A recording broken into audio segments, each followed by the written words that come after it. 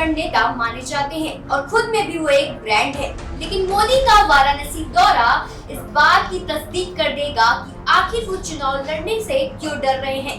India junction इस report के जरिए आज खुलासा करने जा रहा है। देखिए इंडिया जंक्शन की ये स्पेशल रिपोर्ट मेरे यानी यशस्वी श्रीवास्तव के साथ खौफ में मोदी।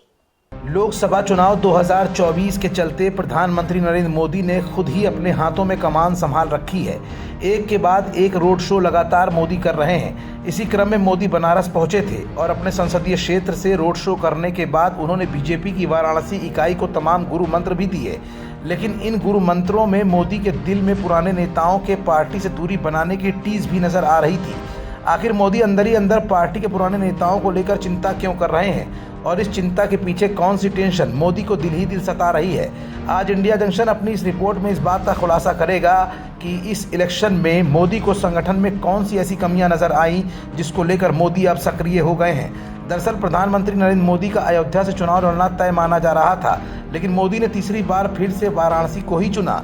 बाबा भोले की नगरी से आखिर मोदी क्यों चुनाव लड़ना चाहते हैं, इस मंशा के पीछे की वजह आज परत दर परत इंडिया जंक्शन आपको दिखाएगा। दरअसल प्रधानमंत्री नरेंद्र मोदी ने अपने इस दौरे में पार्टी के जिला और महानगर के चयनित पदाधिकारियों से पहले तो मुलाकात की। इस दौरान उन्होंने संगठन को आईना दिखाया, इशारे इशारे में उनकी नाकामियों को भी बताया। कहा धरातल पर रहकर काम करें, केवल पार्टी की बड़ी सभाओं के आसरे न रहें। प्रधानमंत्री ने काशी दौरे के दूसरे दिन रविवार की सुबह भाजपा जिला और महानगर कमेटी के लगभग 25 पदाधिकारियों को बरेका स्थित गेस्ट हाउस में बुलाया था। पार्टी सूत्रों का मानना है कि उन्होंने कहा कि काशी में योजनाओं से लोगों का जीवन सरल हुआ है, इसलिए आपको वोट मांगने का भी अधिकार है। कुल मिलाकर उनका इशारा था कि उन्होंने काशी के विकास, विस्तार, सुगमता जैसी सैकड़ों परियोजनाओं के नाम पर हजारों करोड़ की सहायता दी है। 2024 के पहले की काशी और आज की काशी में जमीन आसमान का अंतर है।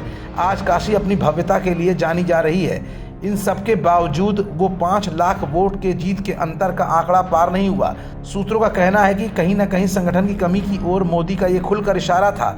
उन्होंने कहा कि जनता से जुड़ने वाले अभियान, माइक्रो डोनेशन, टोपी वितरण, गांव चलो, मोदी की गारंटी जैसी योजनाओं को जनता तक पहुंचाने के लिए अपने प्रयासों को ईमानदारी के साथ तेजी करें। प्रत्येक बूथ पर 11 लोगों की समिति और प्रमुख संघ बैठक करें। बूथ पर रहने वाले की वोटर की सूची तैयार कर संपर्क करें। लाभार्थी संपर्क अभियान में तेजी लाएं। जनसंघ और भाजपा के वरिष्ठ कार्यकर्ताओं से बूथ स्तर तक के अनुभव लें। इस बहाने मोदी ने अपने दिल की बात सभी के सामने रखी। दरअसल प्रधानमंत्री को पुराने लोगों के पार्टी से कटने का आभास वाराणसी में हो रहा है। इस बार भी वो पूर्व जनप्रतिनिधियों से मिले।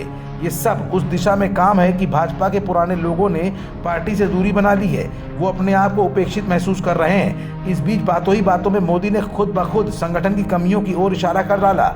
मतलब साफ है कि प्रधानमंत्री नरेंद्र मोदी का ये दौरा, जहां लोकसभा चुनाव 2024 में मोदी सरकार की गारंटी जैसे मुद्दों का प्रचार कराना था, तो वहीं संगठनात्मक कमियों और पार्टी के पुराने नेताओं का पार्टी से दूरी बनाना भी मोदी को अंदर ही अंदर अब सता भी रहा है।